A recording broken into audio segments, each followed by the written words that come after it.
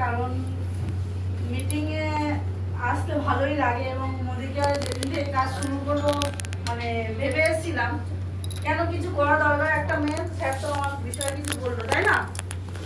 প্রত্যেকটা মেয়ের করা উচিত তো কিছু না কিছু। তাহলে কি করবে, মানে কোন কাজটা করবে? সব কাজ কিন্তু মেয়েদের দ্বারা সম্ভব হয় না, কারণ তাদের ফ্যামিলিকে সামলাতে হয়, বাচ্চা সামলাতে হয়, ঘরের কাজ বাজ করে তারপরে কিন্তু কিছু একটা কাজ করতে হবে। তো মোদি কেয়ারের মতো আর দ্বিতীয় কোনো কাজ নেই যেটা করা সম্ভব একটা মহিলাকে, তাই তো? তো মোদি কেয়ারের জন্য জোরদার একটা হাততালি। আরে মোদি কেয়ারে আসতে গেলে কারোর না কারোর হাত ধরেই আসতে হয়, যেটা আমাদের আপলাইন। ঠিক আছে, তো আমার আপলাইন অনামিকা ম্যাডামের জন্য জোরদার একটা হাততালি। কারণ উনি আমাকে প্রথম মোদি কেয়ারের রাস্তাটা দেখিয়েছিল যে একটা ইনকামের রাস্তা, আর আমি করতে চেয়েছিলাম। আর তার সাথে প্রতিনিয়ত সাপোর্ট দিয়ে গাইড দিয়ে কিভাবে যে কাজটা করতে হয় সেই তরুণ হালদার বা বাচ্চুদা এবং মোদির জন্য জোরদার কাজ না। এবং আমার ব্যক্তিগত অনেক প্রবলেম, যেটা আমার বাড়ির ফ্যামিলির থেকে আমি কোনোদিন সাপোর্ট পাইনি বা উদ্ধার হতে পারিনি, সেটা আমার মোদি কেয়ারের আপলাইনের থেকে কিন্তু আমরা হতে পেরেছি সেই জায়গাটা। এটা একটা বড় ফ্যামিলি, তো এদের জন্য জোরদার একটা ভগবান বলে মানি। সত্যি কথা বলতে যেদিন শুরু করেছিলাম আমি প্রত্যেকটা মিটিংয়েই বলি যে একটা লক্ষ্মী গণেশ পুজো দিয়ে শুরু করেছিলাম। অক্ষয় তৃতীয়ার দিন উত্তম মঞ্চে প্রোগ্রাম ছিল, গেছিলাম ফার্স্ট আমার ওই মিটিং। তারপর গড়িয়াহাটে আসা, মানে তখন উত্তম মঞ্চের প্রোগ্রাম থেকে গড়িয়াহাটে ওর মিটিং হতো। তো স্যারের সাথে প্রথম দেখা এবং পায়ে হাত দিয়ে প্রণাম করেছিলাম।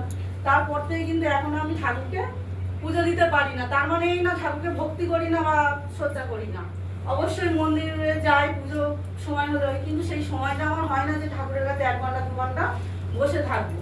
কারণ আমি দেখেছি যে পুজো করে বা বার করে উপোস করে কোনোদিন আমার লাইফ বদলায়নি, কোনোদিন আমার চা পাওয়া হয়নি, উল্টে আরো দুঃখ ঝগড়া অশান্তি এগুলো কিন্তু হয়েছে।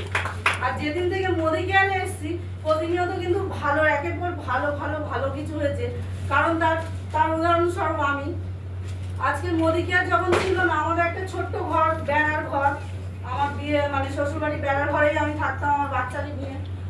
বেড়ার ঘরটা প্রচন্ড পরিমাণে দীর্ঘ বছর হয়ে গেছে, কোনো সারানো কিছু হয়নি। আমি আমার লাইফে কিছু কথা বলছি, তো খুব অসুবিধা হতো ওই ঘরে থাকতে আমার মেয়েকে নিয়ে। 3.5 বছর বয়স ছিল যখন আমি মোদি কেয়ারটা শুরু করি।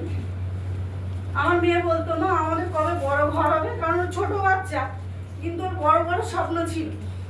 এখনো বলে যে কবে এইরকম জায়গায় যাব, কবে ঘুরতে যাব, কবে বিদেশে যাব, মানে ওই আমাকে বলে। আমি বললাম সব হবে, আমি মোদি কেয়ার করছি, সব তোকে দেবো, সব পূরণ হবে, একটু সময় লাগবে। প্রতিনিয়ত বলতাম এই ঘর আর ভালো লাগে না, এই ঘর আর ভালো লাগে না। ঘরটা পুরো ভাঙা চোরা, বর্ষাকালে পুরো জল, সাপ ব্যাঙ এরকম সবসময় এগুলো নিয়ে থাকতে হতো।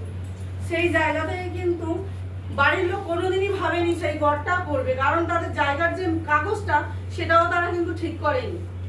আমার চেষ্টাতে যে আমি মোদি কেয়ার করছি মানে আমার ইনকাম আছে, ইনকাম আসছে, আমি শুরু করবো। তাদের সাথে কথা বলে জায়গার মিউটিশিয়ানটাও আমি ছুটে হেঁটে লোকের দিয়ে করিয়েছি। মিউটিশিয়ান করার পরে কিন্তু ঘর থেকে পার করে দিতে বাধ্য হলো। কি অপরাধ না মোদি কেয়ার করি।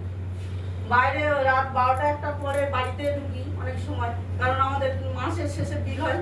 এটাই আমার অপরাধ, কারণ ওদের থেকে ইনকামটা আমার 3 গুণের থেকে বেশি, 56,000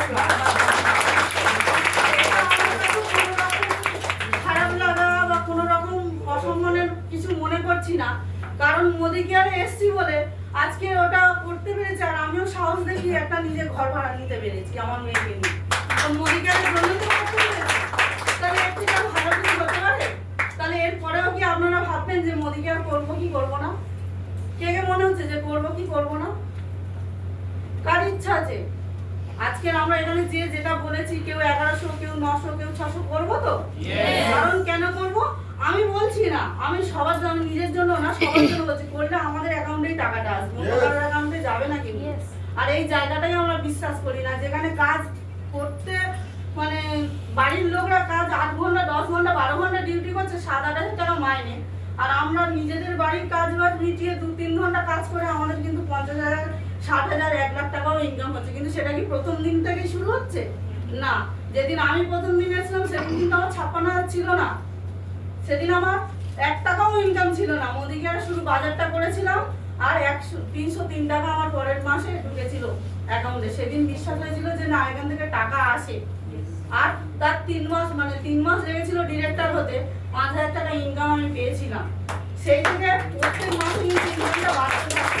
এবং শুধু আমি না, অন্য কোন কাজে গেলে যে এতগুলো মানুষ যারা আমার সাথে এসছে, কেউ বলছে 30,000, কেউ বলছে 32,000, কেউ বলছে 28,000, কেউ বলছে 29,000, এই ইনকাম কি পাওয়াতে পারতাম? আমার কি যোগ্যতা আছে? আমার নিজেরই কোনো যোগ্যতা নেই যে অন্য কোনো জায়গায় গিয়ে চাকরি করব। আর কাউকে চাকরি দেওয়ার কথা তো দূরেই থাক। তাহলে মোদি কেয়ার ছাড়া কি অন্য জায়গায় কোনো সম্ভব হবে? তাহলে এরপরে আমরা মিটিং দেখছি, আমরা শুনছি, আর বাইরের কেউ কিছু বললো সেটাতে বিশ্বাস করবো না, নিজের চোখ আর নিজের কানকে বিশ্বাস করবো। সেটা হচ্ছে নিজেদের কাছে। তো আর বেশি কিছু বলবো না। এ মাসে স্যার যেটা বলেছি, প্ল্যাটিনাম তো হচ্ছে, একটু সবাইকে বল।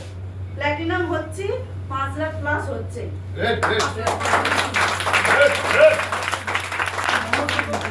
হতে পারে একদম মাসিরা হিসাব বলছে তাই, এটা কমাইয়ে বলে